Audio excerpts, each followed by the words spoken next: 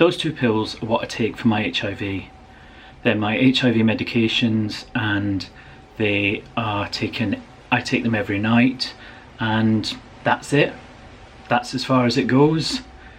Well, actually, that's not as far as it goes. It's as far as it goes as far as tablets are concerned. But when you're talking about stigma, and when you're talking about living with the disease, then it's a different thing. Watch this video, find out more.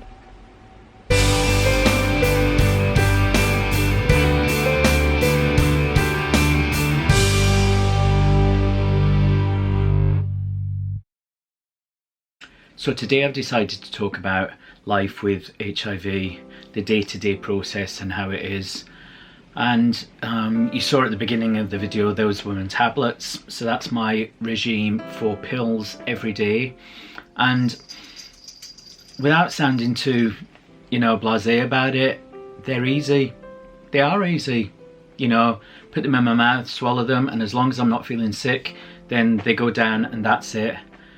But what's more difficult is the stigma of HIV and living with HIV in this big wide world that we have, and dealing with people's uneducation. Is that a word? Dealing with people that are not educated about it and that don't know and assume things without doing their research. And that's a really, really difficult part of it. There's such a stigma. I know there's a stigma here in the UK. I found it slightly different when I was in America, but that was all people that had come to see my show, that had made a choice to come and see it. I don't know how it is further out, or, my friend Jennifer, who also does a video, she talks about the stigma as well. So there is the stigma all over the world about this illness, or this virus, as I should call it. You can't get it from kissing.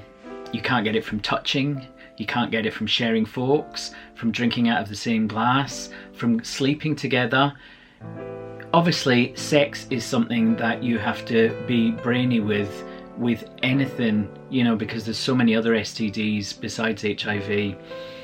But so many people are uneducated about it, and so many people assume that because you're HIV positive, you can't be touched, or you can't be held, or you can't be hugged, because there's a chance of them getting it, and did they wash their hands after touching me? So it's all, it's all like it can be pretty crazy sometimes. And I'm not a big data, but I've spoken to guys, I've been talking to guys, and I've told them that I'm positive. And it's changed like that. It's just been like interested and then not interested. And, some of them are quite openly said, I don't go out with HIV positive guys. And I'm like that, but why? I'm not going to die. I'm not going to, people do still die from HIV and AIDS. If you're not looking after yourself, if you're not taking your treatment, if you're not doing what you should be doing, then yeah, of course it does happen. But in this day and age, the life expectancy is so much better than it was in the 80s. Now I'm going to name some films and put the links to them down below. Like Alan Cummings, the actor, talked about young people not caring about HIV and AIDS anymore. And I think what it is just that it was a different time.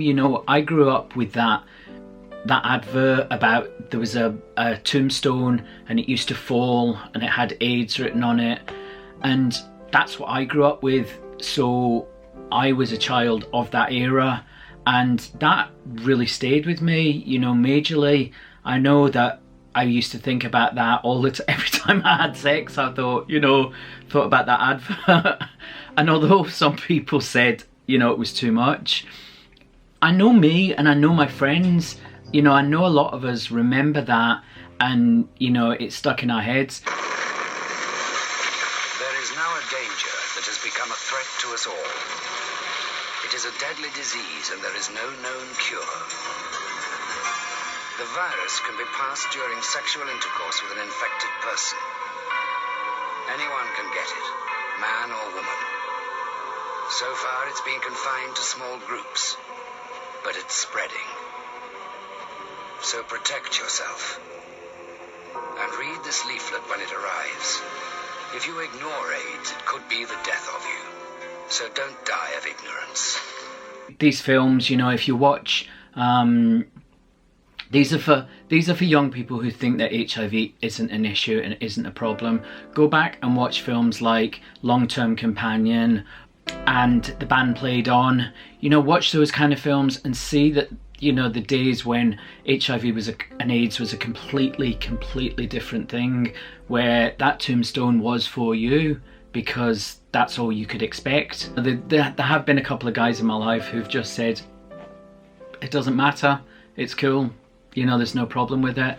And when that happens, it's an amazing thing for you because you get reminded that you're not to blame and you're not somebody that can't be touched or can't be held or can't be loved. You know, because HIV and AIDS has the stigma of making you feel like you can't be loved. So it's hard work, and telling people you have it is often hard work. I tend to do it as soon as I can now because I just feel that it's the easiest way for me. Well, it's not easy, that's not correct. It's the best way for me and for whoever I'm involved with. If you're a person living with HIV, I would love to hear your story. The email address is down below in the description box.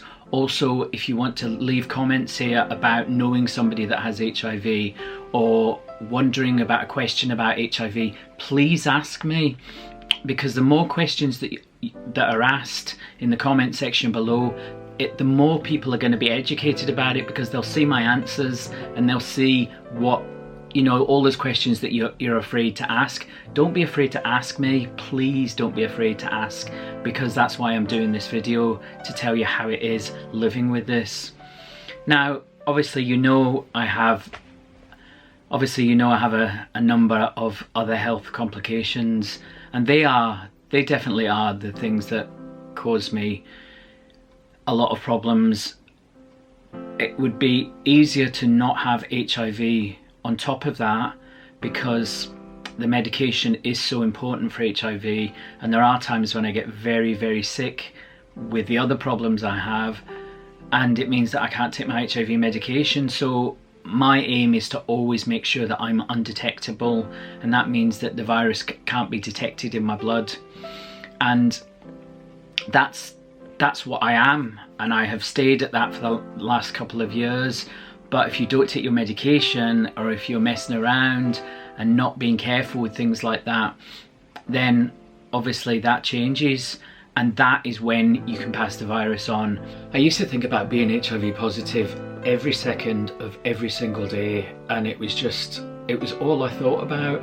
And to be really honest with you, I hardly ever think about it now. I think about it at night when I've got to take my tablets, and just if the moment arises that, you know, I might have to think about it, then it does come up then. But it just doesn't, it's not something that hangs over me anymore, and it's something that you learn to live with, and it's something that is livable now. You can live with it, obviously different than it was all those years ago. Please check out those movies that I've put the links to. They're really informative. They blow me away every time I watch them. I cry every single time I watch them. I know exactly what is going to happen. I could probably do them word for word, but I still cry because I just go back to a time when HIV and AIDS was something completely different than what it is today. And I need to stop using my hands so much. I've noticed that. I use my hands a lot. Is it because I'm an actor? Who knows?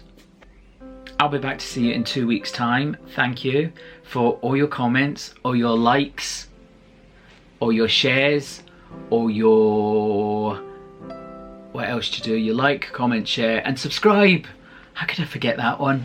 Yeah, subscribe. Remember to hit that subscribe button, hit the grey bell next to it, and you get an email every single time I put a video out. So you're first in the queue. Is that not best? Okay everybody, take care of yourself, and I will see you in 2 weeks' time.